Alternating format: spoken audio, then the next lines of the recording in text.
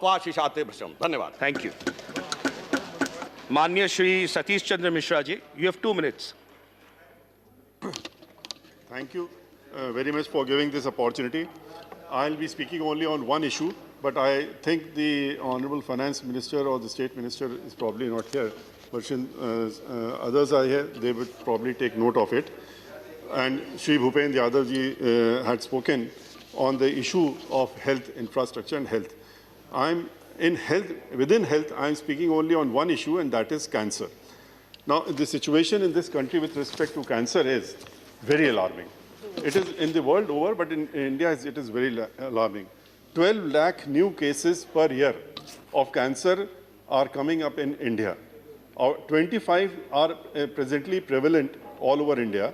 And out of this, 5.5 lakh deaths are happening on cancer patients every year. We have just now seen 1,50,000 in COVID.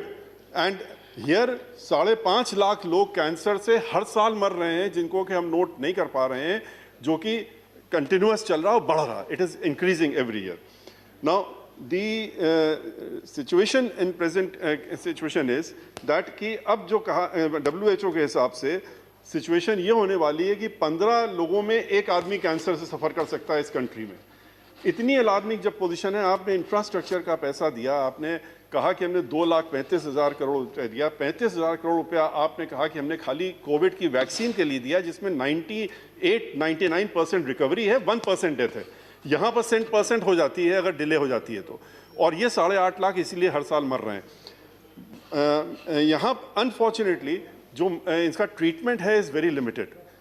Cancer is oral cancer जो होता है ladies में बहुत common है, main में oral cancer है, lung cancer है, ओएसोफेगस है, स्टोमक है, वुमेंस में सर्वाइकल है, ब्रेस्ट कैंसर है, ओरल कैविटी का है. और सिचुएशन ये है कि इनका ट्रीटमेंट के लिए या तो ऑपरेशन है, ऑपरेशन के बाद फ्लैर अप कर जाता है, इसमें रेडिएशन की ज़रूरत पड़ती है. एंड रेडिएशन थेरेपी के लिए you need machines of radiation. Now, here the situation is that there is no radiation facility of radiation machines. इस कंट्री में 40 मशीन्स, जितनी भी रेडिएशन मशीन्स हैं, वो बाहर से आती हैं, बाहर की ही कंट्री बनाती हैं. एक स्वीडन में, एक यूएसए में.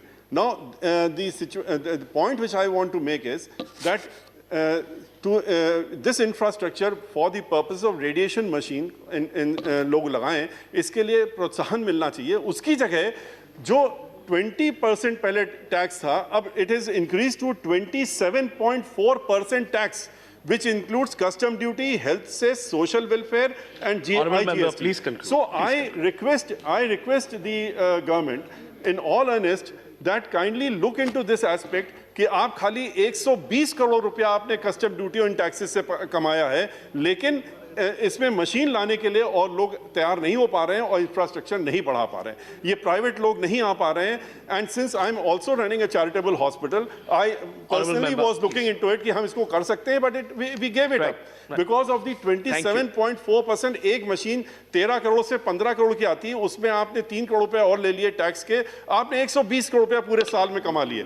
तो इसको कंसिडर करिए, और ये कंसिडर करके काइंडली टेक इनटू कंसिडरेशन कि आपने कोविड के लिए जहां किया है, यहाँ पर अगर आप 120 करोड़ रुपए छोड़ देंगे तो शायद लोग अफोर्ड करके इस इंफ्रास्ट्रक्चर को बढ़ा सकें, और कैंसर पेशेंट्स जो 8.5 लाख मर रहे हैं उनको कुछ इसमें मुक्ति.